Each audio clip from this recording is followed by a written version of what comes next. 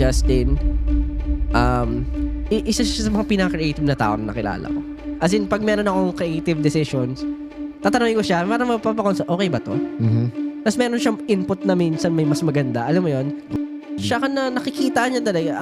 Alam mo, ang hobby nung nag-drawing lang lagi. Minsan, alam mo yung parang, basta drawing lang siya. Drawing. Sa holding area kayo, drawing siya. Drawing siya. Basta pag wala siyang ginagawa, pag nakakok siyang papel, tsaka drawing siya ng kung ano-ano. Tapos nakikita ko yung mind niya. Sabi, grabe tong creativity.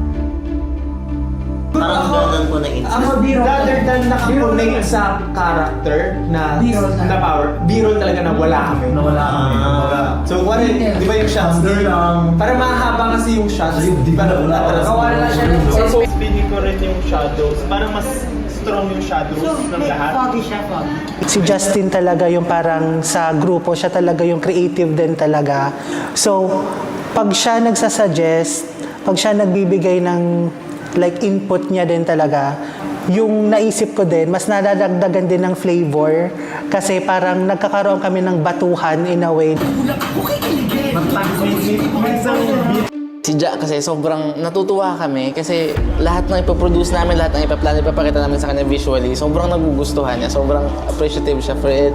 And may inputs din talaga sila na what if ganito yung material na, what if ganito yung color. Magsisend talaga siya ng photo, magsisearch siya. Oo, as in real time, pag nakita niya, magsisend agad siya ng photos para lang to suggest. Hanggang makarating kami ngayon, he represents the decisions of the group din. Pero siguro kahit ano pa rin, meron pa rin change sa... Pero hindi siya totally mamatay. Feeling ko sa day 1 pwede. Kasi wala tayong ilaw sa day 1 na para mamatay. Kaya start ng ilaw, spotlight per part. Tapos kung may idea si Kuya Jay, verse. Sa verse po, sa second verse, bago pumasok si Josh. Ito. Tapos, lalagyan lang ng effect na papasok dun sa world niya. So, parang naglalakad. Tapos, parang pa-close up sa... Pa-dim na rin, pa-mid-live. Tapos, pa-close up na rin sa mukha ni Pablo. Parang dream, parang papasok sa... So parang mag-overlap ito na yung clip.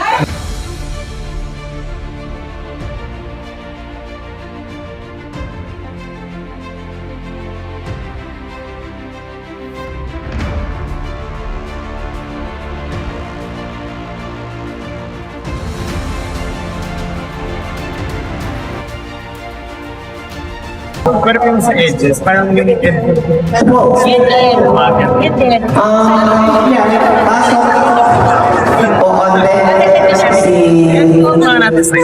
Ano, kumusta? So, feeling susolusyonan na lang talaga natin siya. So, alam din naman nila.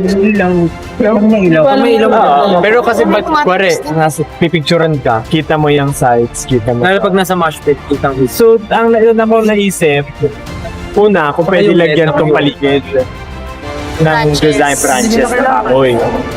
Tapos yung sa mountain, Okay ka na sa pan? dapat yung level ng mountain hanggang pata. Walang yung foreground natin is halaman. Parang kailangan ito. Kung itong side, hindi mo kasi maaalis ka. Overgrown na lang ng halaman. Di ba pagka captain pose, doon habang nagsasalita si Josh sa camera about sa direction kung paano nangyayari. Ilahin na natin. Or magbaba ng iba. Kung dalawa man o isa, iba, ihatid nyo na kami doon sa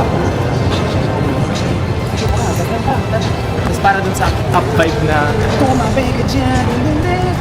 Tapos pa sa after the first chorus, meron din na yung nakagilid kami. Movement on stage? Yung second chorus may movement. Ten. Parang pumaganda na umakit kami papalik. So, Opening, you're talking about opening. Nililipat na yung camera no? Ibang camera. Okay. So dapat sa alis na tayo doon. Sa iMac. Okay. Sasakop na po namin yung iMac. Walang nag-spread out kanina. Okay. Sorry. I did not know. Ito na po sa creatives yun. Yung gagayahin namin na blockings, yung sa merry-go-round na photo. Walang sinasabi sa amin. Wala pa. Yes. Meron yun. Gagamitin yun sa ending ng visuals ng wakas. Yung merry-go-round. Si Miko na yung nag-ano. Go Ayun si IC. May video naman.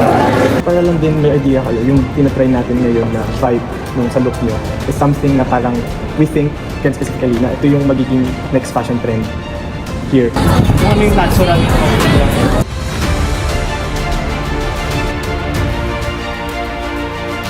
Ka-cellphone po, lipstick tsaka cellphone.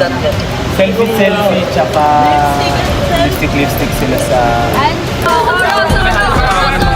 Masa sa kaibigan is about friendship. Yung gusto kong i-pronta for the music video is friendship talaga. So magtotropa sila. Parang underlying friendship nila is merong namumuong relationship sa isa't isa. So tatlo silang magkakaibigan na parang yung goal is mapakita talaga na close sila, ganyan.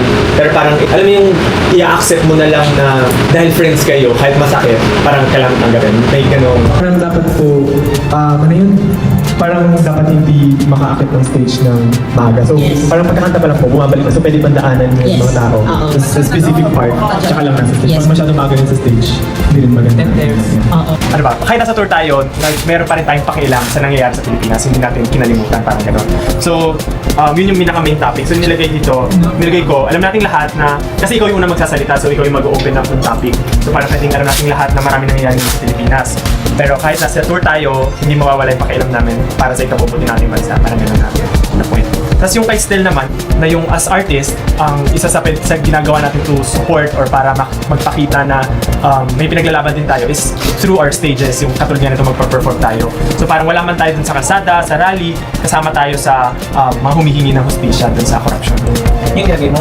Hindi, pinalitan na. Meron pang malalim na words dito pinalitan. Ikaw yung pala. Mayroon yun. Pero ito na yung thought. So basta yun lang yung thought.